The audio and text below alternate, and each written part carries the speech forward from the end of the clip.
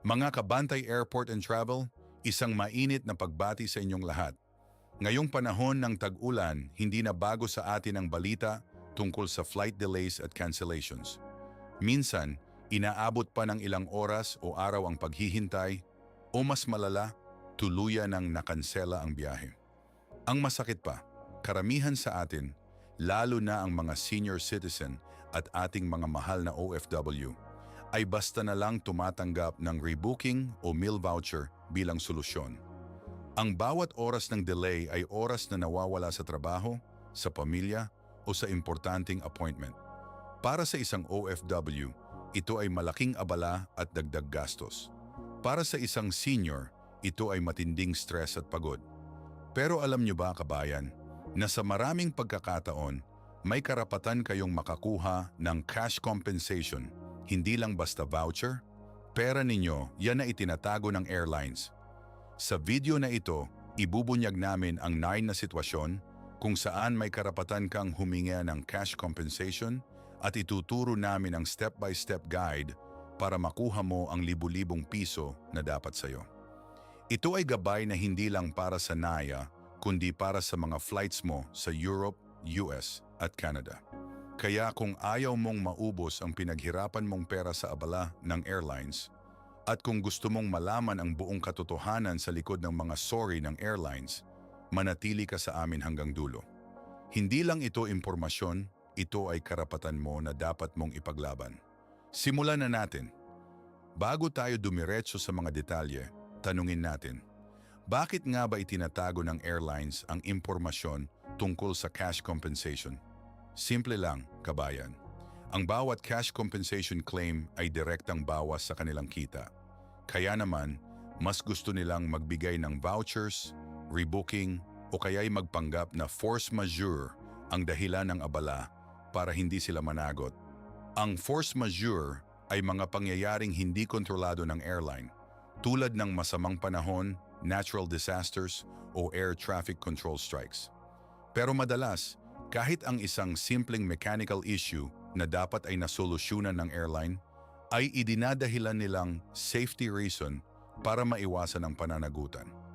Ang totoo, may mga batas na nagpoprotekta sa ating mga pasahero, lalo na sa mga malalaking rehiyon tulad ng European Union, sa ilalim ng EU 261, Canada, sa ilalim ng Canada Air Passenger Protection Regulations o APPR, at maging sa Estados Unidos, sa ilalim ng Department of Transportation o DOT.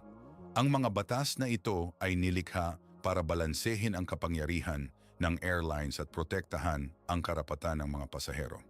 Bilang isang senior citizen o OFW na madalas bumiyahe at pinaghihirapan ang bawat sentimo, mahalaga na armado ka ng kaalaman na ito.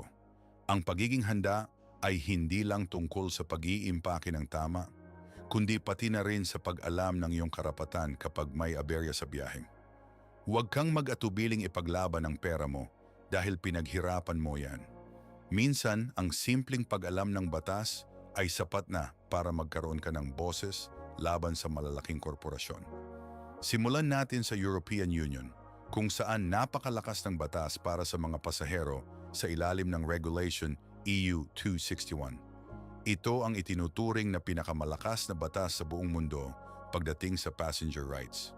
Sakop ka nito kung ang flight mo ay lumilipad mula sa isang EU airport papunta sa isang EU airport o papasok sa EU gamit ang isang EU-based airline.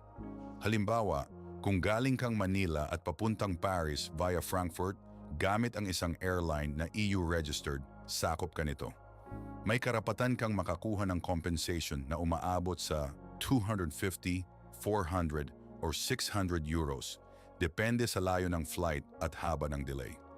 Para sa delays, kung ang flight mo ay na-delay ng 3 oras o higit pa sa iyong final destination at ang dahilan ay kasalanan ng airline, tulad ng mechanical issues na dahil sa kulang sa maintenance, crew shortage, o operational problems na kontrolado nila, hindi weather or air traffic control strike, may karapatan ka.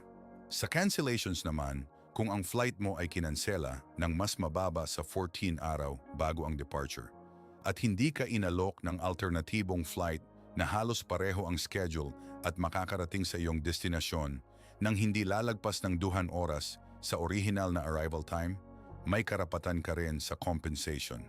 Tandaan, ang compensation na ito ay karagdagang benepisyo bukod sa rebooking o refund ng ticket. Maraming OFWs at seniors ang dumadaan sa Europe papunta o pauwi, kaya kritikal na alam nyo ito. Huwag mag-atubiling humingi ng written confirmation ng dahilan ng delay o cancellation mula sa airline staff dahil ito ang magiging ebidensya mo sa pag-claim. Ilista ang flight number, original at bagong oras ng departure at arrival at kung sino ang kausap mo. Bukod sa delays at cancellations, sakop din ng EU 261 ang denied boarding at lost connections. Ano ang denied boarding? Ito ay kapag may valid ticket ka, dumating ka sa gate on time, pero hindi ka pinasakay dahil sa overbooking ng airline. Ibig sabihin, mas maraming pasahero ang nabentahan ng ticket kaysa sa kapasidad ng eroplano. Napakakaraniwan nito, lalo na sa mga peak season at sa mga popular na ruta. Kung mangyari ito sa iyo at hindi ka nag-volunteer na bumaba sa flight dahil minsan inaalok ang volunteers ng voucher or libreng ticket, may karapatan ka sa cash compensation na pareho sa delays at cancellations, bukod pa sa karapatan mong ma-rebook o makakuha ng refund. Ang compensation ay mula 250 hanggang 600 euros, depende sa distansya ng flight. Para naman sa lost connection, kung ang first leg ng iyong connecting flight ay na-delay dahil sa kasalanan ng airline, at dahil doon ay na-miss mo ang iyong connecting flight, may karapatan ka ring mag-claim ng compensation. Mahalaga rito na ang buong itinerary ay binuok bilang isang single ticket, hindi hiwa-hiwalay. Halimbawa, kung nag-book ka ng flight mula Manila papuntang Rome via Frankfurt at ang flight mo mula Manila papuntang Frankfurt ay na-delay, na naging dahilan para ma-miss mo ang flight mo papuntang Rome, pwede kang mag-claim ng compensation. Ang mga sitwasyong ito ay madalas mangyari sa mga OFWs at seniors na may complex itineraries. Kaya mahalaga na maging mapagmatsyag at alam ang inyong karapatan. Tiyakin na ang airline ang may kasalanan sa unang delay para maging valid ang iyong claim. Ngayon naman, dumako tayo sa Canada na may sariling set ng patakaran sa ilalim ng Canada Air Passenger Protection Regulations o APPR. Ito ay applicable sa lahat ng flights na lumilipad mula, papunta o sa loob ng Canada. Kung ang flight mo ay na-delay ng 3 oras o higit pa at ito ay kontrolado ng airline, tulad ng mechanical issues, crew shortages, or late arrival ng eroplano na dahil sa operational issues ng airline, may karapatan kang makakuha ng compensation.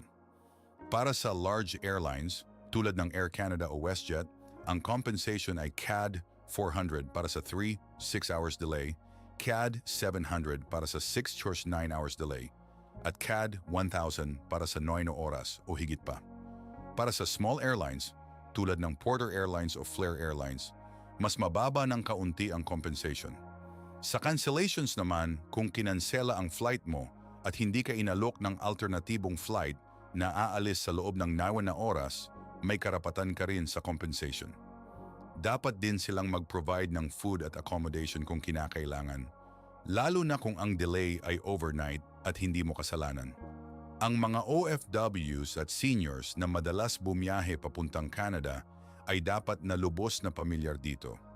Tandaan, ang mga compensation na ito ay bukod pa sa iyong karapatang ma-rebook o makakuha ng refund. Ang susi ay malaman ang iyong karapatan at hindi matakot na ipaglaban ito. Ang Canadian Transportation Agency, CTA, ang nagpapatupad nito at sila ang pwede mong lapitan kung hindi ka pinapansin o sinasagot ng airline.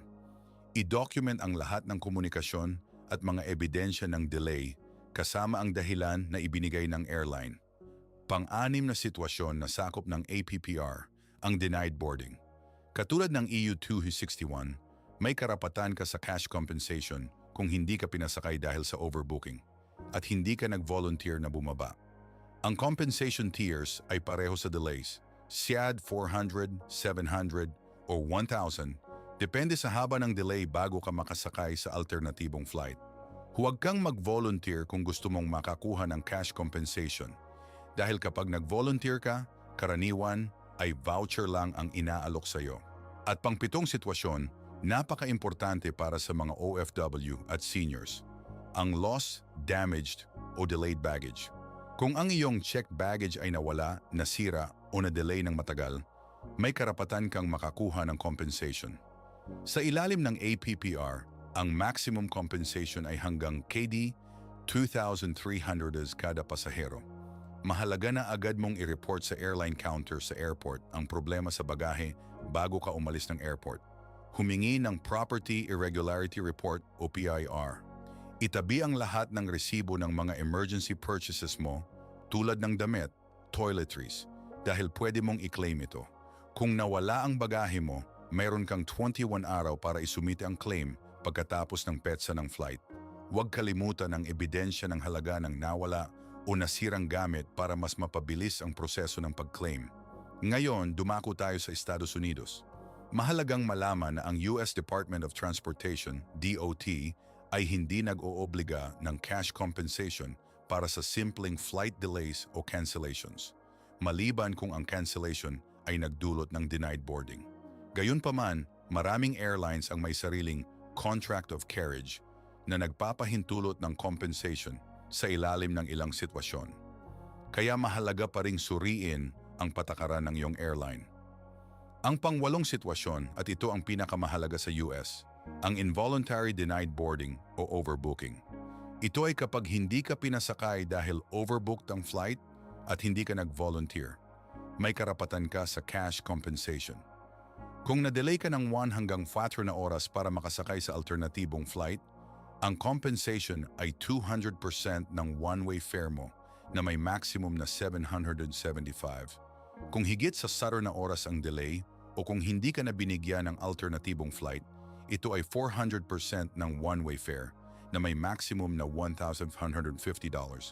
Bukod pa rito, dapat ka pa ring bigyan ng refund para sa hindi nagamit na flight segment. Para naman sa lost or damaged baggage, pang-siyam na sitwasyon, ang limit ng compensation sa US domestic flights ay hanggang $3,800. Mahalaga na i-report agad ang insidente sa airline bago ka umalis ng airport at itabi ang lahat ng boarding pass at baggage tag. Huwag maliitin ang halaga ng mga dokumentong ito. Ngayon na alam mo na ang iyong mga karapatan, paano mo naman ito i-claim?